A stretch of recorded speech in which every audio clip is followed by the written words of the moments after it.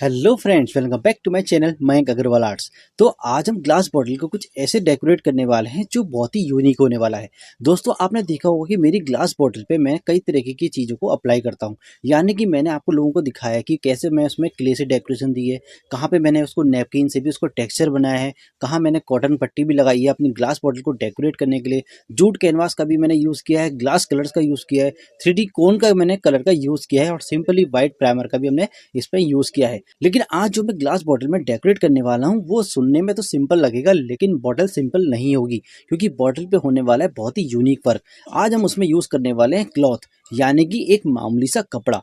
उस कपड़े से हम ग्लास बॉटल को डेकोरेट करने वाले हैं अपनी ग्लास बॉटल पे, क्योंकि एक मामूली सा कपड़ा उससे हम किस तरीके से उसको बॉटल को डेकोरेट कर सकते हैं उसकी भी एक टेक्निक होती है, उसका भी एक स्टाइल होता है। तो जानते हैं इस वीडियो में किस तरीके से आप इसको ग्लास बॉटल को डेकोरेट कर सकते हैं। तो चलिए वीडियो में आगे बढ़ते हैं और सीखते हैं कैसे आपको ये तरीके से डेकोरेट करना है।